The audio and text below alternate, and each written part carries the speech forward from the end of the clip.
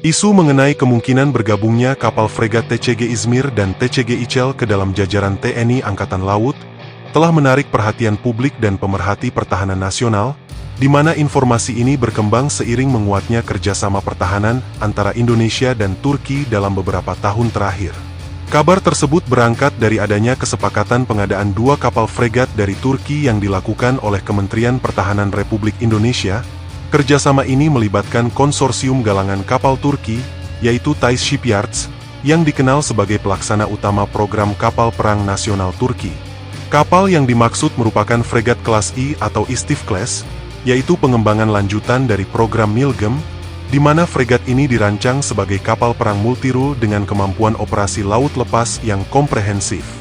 Dalam sejumlah laporan pertahanan internasional, disebutkan bahwa Indonesia berpeluang menerima kapal yang awalnya disiapkan untuk Angkatan Laut Turki, yaitu TCG Izmir dan TCG Ichel, guna mempercepat proses pengiriman.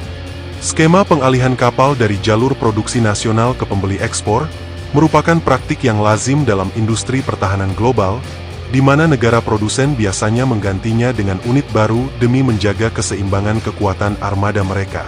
Detail terkait jadwal penyerahan kapal fregat TCG Izmir dan TCG Ichel, status kesiapan kapal, serta konfigurasi akhir dari sistem persenjataan, masih berada dalam tahap pembahasan lanjutan antara kedua pihak.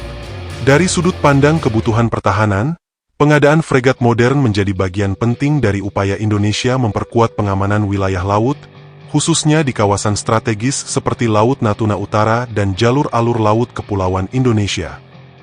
Fregat kelas Istif buatan Turki ini memiliki bobot sekitar 3.100 ton, dan dirancang untuk menjalankan berbagai misi, termasuk peperangan permukaan, pertahanan udara, dan peperangan anti kapal selam. Kapal ini dilengkapi sistem persenjataan modern, antara lain 16 buah Vertical Launch System atau VLS untuk rudal pertahanan udara, 16 rudal anti kapal Atmaka, meriam utama 76 mm, serta berbagai sistem sensor dan torpedo ringan untuk peperangan bawah laut. Keunggulan lain dari fregat ini adalah penggunaan sistem tempur dan sensor yang sebagian besar merupakan produk industri pertahanan Turki, sehingga berpotensi membuka peluang transfer teknologi bagi Indonesia. Apabila pengalihan TCG Izmir dan TCG Ichel terrealisasi, TNI Angkatan Laut berpotensi memperoleh kapal dengan waktu pengiriman yang lebih singkat dibandingkan pembangunan unit baru dari awal. Namun sebelum dioperasikan, kapal-kapal tersebut tetap harus melalui proses penyesuaian, termasuk integrasi dengan doktrin, standar operasional, dan sistem pendukung TNI Angkatan Laut.